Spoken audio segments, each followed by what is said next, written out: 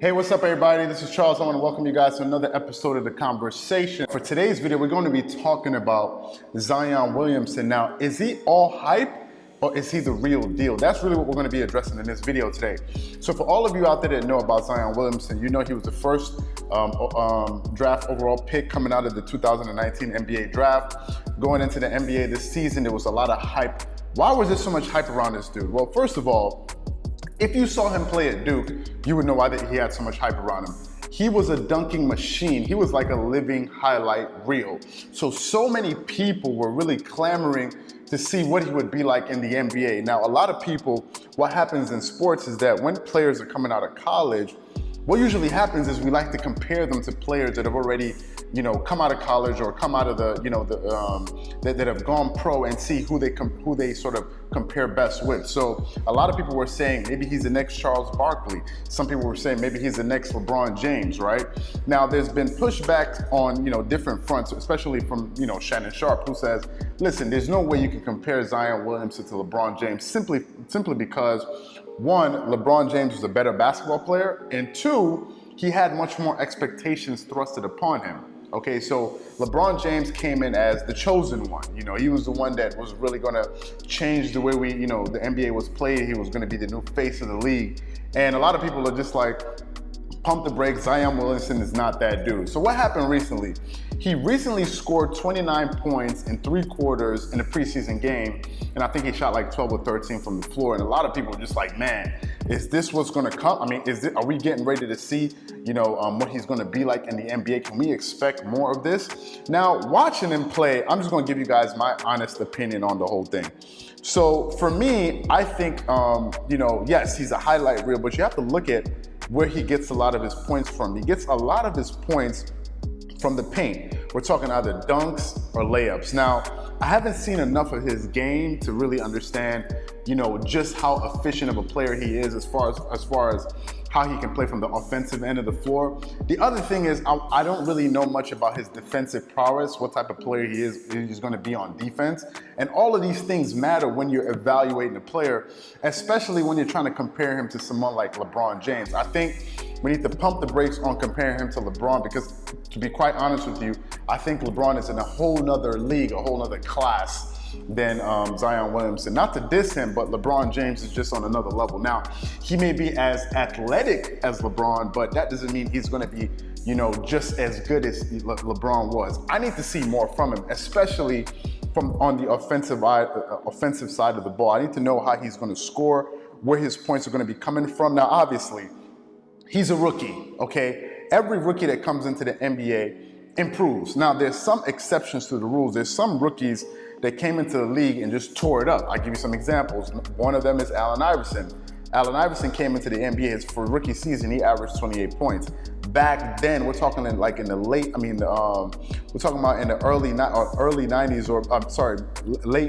early 2000s, this dude was able to average, those type of points. Another player was Michael Jordan. He was able to average a ton of points in his rookie season, but these are sort of like exceptions to the rules. If you take someone like Kobe had to develop his game over time to be able to, become a prolific scorer, and a lot of that had to do with his strength training, not being able to get up enough shots because he had to work on his body and all these different things. So, not comparing him to these dudes, but we need to give him more time.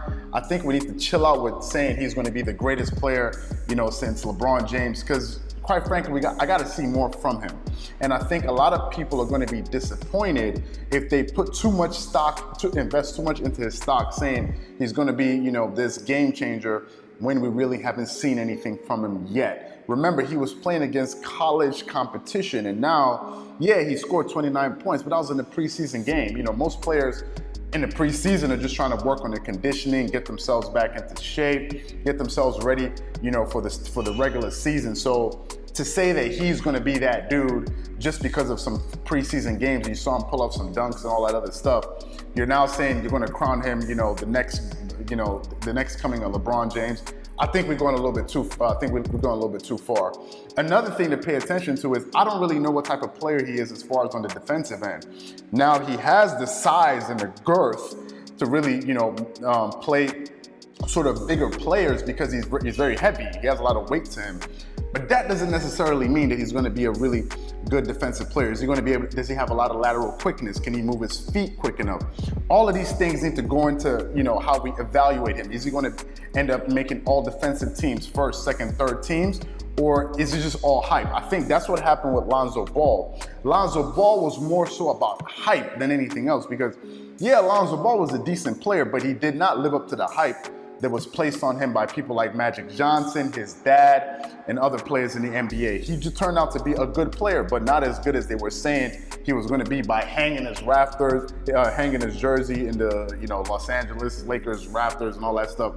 That's crazy talk, but that's what happens with hype. Hype gets people hyped up, and they start speaking in hyperbole, saying hyperbolic things like Lonzo Ball is going to get his jersey retired. So I think we just need to give him some time to see how he develops. Let him get a season under his belt so we can sort of get a good understanding of what he's going to be, or maybe even 2 seasons. A prime example of that is, look at Kawhi Leonard. Kawhi Leonard came into the NBA as a defensive specialist. That was his thing. That was where, you know, that's where he earned his bread and butter. But then over time, he developed his offensive game, and now he is who he is, one of the top scoring, basketball players in the entire world. So, in my honest opinion, I think it's too much hype. I think it's all hype right now because I haven't seen enough from him, and I think that's the reason why people like Stephen A. Smith and Shannon Sharp have been taking a similar stance. It's like, yo, hold up, pump the brakes on this. We don't know what this dude can do because I haven't seen enough from him. Now you have other people out there like, what are you saying, man? Did you see the way he dunked? And blah, blah, blah. Well, you know that the NBA game is not just about dunks.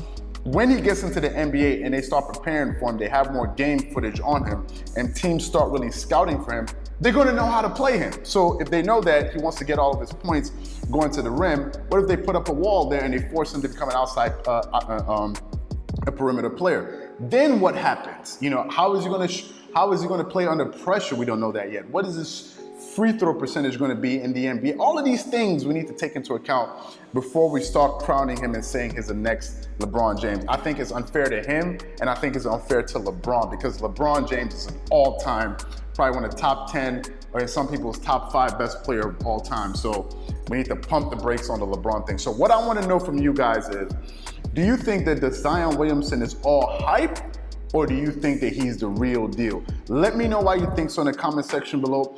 Leave your thoughts and comments in the comment section because I really want to know what you guys think about this. Again, if you enjoyed the video, don't forget to hit the like button. If you enjoy some of our content, don't forget to hit the subscribe button. And I'll definitely catch you guys on the next episode. This is Charles here from DreamersPro. Wishing you guys a great day. Peace.